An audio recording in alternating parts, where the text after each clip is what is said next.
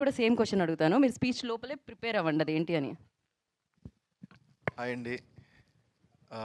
అందరికీ నమస్కారం అండి. గుర్రం పాపిరెడ్డి సినిమా మీరందరూ చూశారు. అందరికీ నచ్చింది.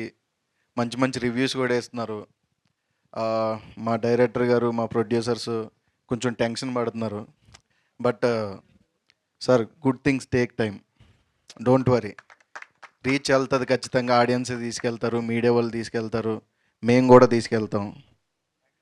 అంతా మంచిగా జరుగుతుందని మీరేం టెన్షన్ పడొద్దు. మనం రేపటి నుంచి నేనైతే తిరుగుదాం అనుకుంటున్నాను. మరి మీరేమంటారు? Okay, ready? లేదా ఎవరు తిరగట్లేదు. బట్ డోంట్ వరీ, రేపటి నుంచి మేము ఆంధ్ర టూరా సార్? ఆంధ్ర టూర్ వెళ్తున్నామండి.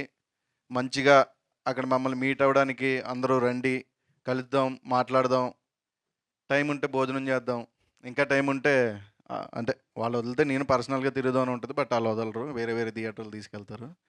బట్ ఈ సినిమా ఎస్పెషల్లీ నాకు చాలామంది ఫోన్ చేసి జీవన్ గారి గురించి చెప్తున్నారు. నేను ఫస్ట్ టైం అన్నా, అంటే మీరు చాలా చేశారు.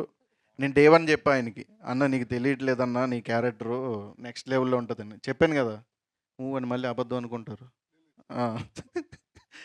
So every character, each and every character గురించి నాకు ఫోన్ చేసి చాలామంది చెప్తున్నారు. చాలా హ్యాపీగా ఉంది. మీరు కూడా చూడని వాళ్ళు ఎవరైనా ఉంటే థియేటర్స్కి వెళ్ళండి. 2.5 20 minutes నాన్ స్టాప్గా నవ్వుకుంటారు. Thank you so much.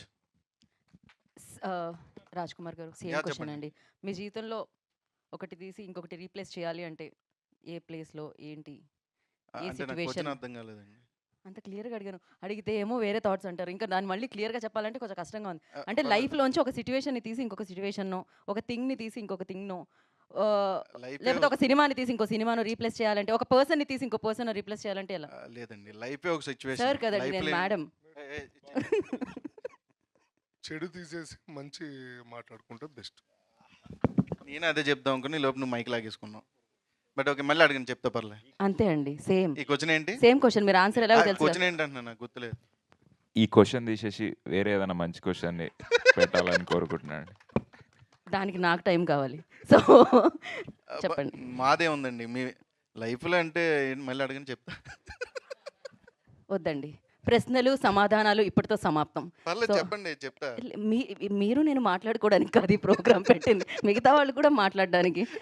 మీరు బాగా మాట్లాడుతూ ఉంటామండి. ఒకసారి ఆయన కోసం చప్పట్లు కొట్టండి.